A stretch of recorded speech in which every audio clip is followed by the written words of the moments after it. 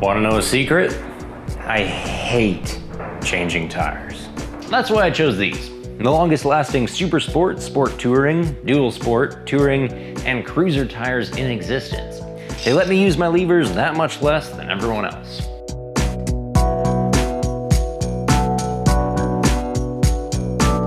The Dunlop Q3 Plus is famous for being the only Super Sport tire made in the USA, which matters because Americans have such a strong presence in pro racing.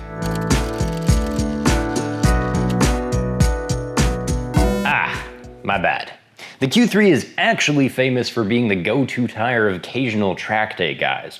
Enter any advanced group on race day, you'll find multiple Q3s on the grid. Guaranteed. The problem was, the old Q3 self-combusted in 6,000 kilometers, so Michelin updated this new version to last longer. I'm updated because rebuilt would be a better term. Just like Q4 would be a better name than Q3 Plus, 80% of this tire is brand new. Foremost edition is a silica belt, and that's where your extra mileage comes from. Dunlop claims you'll see a 20% boost, and yep, I can get 7,000 clicks from a Q3 Plus. 7,000 fast kilometers too. See, the silica center prevents this tire from squaring off as you ride city and highway, so it retains a race-ready profile for most of its life. The old Q3 resembled a car tire by retirement age. This one, less so.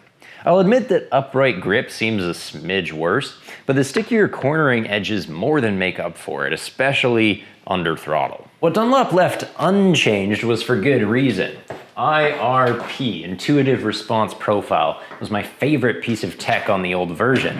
And basically it creates an identical contact patch here, and here, and here, creating perfectly linear steering, so it's really easy to adjust your line mid-curve. For slow guys who like to take multiple lines into each corner, the Q3 Plus is as forgiving as ever. The tread is also unchanged. Elongated cuts that provide acceptable water evacuation. You won't have to take any track day rain checks. And we have the familiar edge cuts that do not evacuate out the sidewall. So question, what's the point of an edge groove that doesn't actually expel water? Well, us humans have a hard time feeling any consistent thing. Cold has to feel not hot, light feels not dark. In the same way, when you're feeling for the limit on this tire, you're feeling grip, little slip, grip, little slip, grip, slip, grip, slip, grip, slip. Q3s have telepathic cornering feedback. That's why we all love them. Of course, nothing is more beloved in its segment than Michelin's Road series. To sport tourers, the announcement of a new Road 5 is like Beyonce having twins. I actually feel bad for the competition. I mean, this year Avon brought the Spirit ST into the world. Wow. And Bridgestone gave birth to the T31. Fascinating. But it's not. We only want to talk about Michelin's big news because they last so long. And the Pilot Road 4 saw 20,000 clicks, and the new Road 5 can be run even longer. Here's why. The Road series has always been about wet weather grip. And so many sipes you'd think they were built by Edward Scissorhands. And sharp-eyed viewers will note that the sipes have been reversed. On the old tire, we had channel and then reservoir. Now we're getting reservoir and then channel. The idea is that tires always wear in the center first, so as you start to flatten a sipe, you're losing water into the contact patch and hydroplaning. But reservoirs are deeper, so even half gone, they're still gonna collect water and move it outwards. The resulting tire doesn't wear any slower, but it's effective for longer. I can run a Road 5 barer than I would ever dare run a Pilot Road 4. That effectively makes it longer lasting. A worn out Road 5 is better in the rain than a brand new Pilot Road 4. That's from Michelin's questionable internal testing, but also from my own experience. Oddly enough, the Road 5 actually has fewer sipes than it had before. That's because the main tread serves double duty, now being connected to the rest of the siping pattern. As a result, it is not as geeky looking as the Pilot Road 4. The Road 5 is a killer. I expect to see GT and trail versions coming shortly. Of course, the trail version actually sucks on the trails. If you want a proper adventure tire with long life, you'd better grab the wonderful and reversible Motoz Tractionator GPS. And soon, because they're almost unavailable in Canada. Now, the Motoz is a 50-50 tire for big bikes, but dual sporters can do one better with the Pirelli MT43 Pro Trial. Wait, trial? What? That's right. Trials tires are a genius life hack for mileage. You'll get twice as far on this guy as you would on a comparable knobby. It wears slow because of the wide footprint. That's also why it grips stupidly well. You're putting about 1 million knobs into the ground at any given time, which destroys hill climbs and rocky sections. Seriously, install one of these if you want to confuse your buddies. They'll wonder how in the hell you became so fast. So, if Trials tires last twice as long as dual sport knobbies and grip twice as well, why doesn't everyone use them? 1, they don't do mud. 2, they can't corner for shit. All the grip is here, so side hilling is especially treacherous. Only good thing is that these notches make the edge knobs flexy, so the tire feels warningly squishy before it gives out.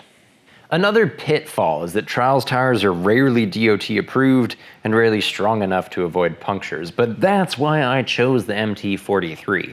It's street legal and the carcass is sturdy. I mean, just look at it next to a competitor of the same size. It's night and day. In fact, the sidewall is so strong that it prefers single-digit pressures. I run 8 psi off-road, at which point the interlocking lugs form a slick against hard surfaces. Grip like glue, baby. Of course, you'll need more like 15 psi on pavement, and having to air up and down all the time is another reason dual sporters tend to stay away from Trials tires. But they shouldn't. For how insanely long this lasts and how insanely well it grips in the dry, I never want to use a knobby again. Let's end this video with the longest lasting tire we know.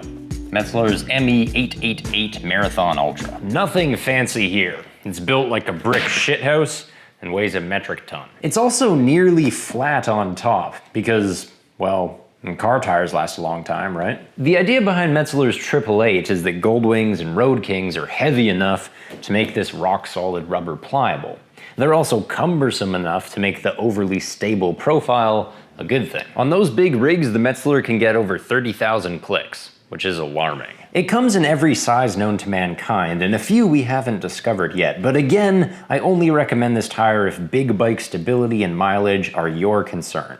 For everything else, it's an enormous pain in the ass to turn in. If you have a V-twin, you might be able to get away with the size in Shinko's SR777 reflector. At $160 bucks, it's a good $40 cheaper than Mr. Marathon.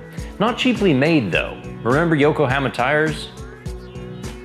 That's what you're buying here. Compared to the Metzeler, our Shinko is more nimble and better siped in the rain. And yes, it lasts nearly as long. Strange upside is the safety sidewall, which reflects under headlights. According to my official Harley-Davidson stuffy, shiny wheels are considered cool in cruiser circles. If I'm wrong about that, I wouldn't worry. The thing does look flat black in regular light. You won't be laughed out of the Sons of Anarchy just yet. And the strange downside is weight. 9.7 kilos is obese, a half kilo heavier even than the Metzelers. Those who know about unsprung weight will know that's a very bad thing. Also, the sidewall is made from adamantium, so far as I can tell. You'd need a Minneapolis-sized spoon to change this tire by hand. Of course, you won't be doing that often, because we now have 5 incredibly long-lasting tires. Thanks.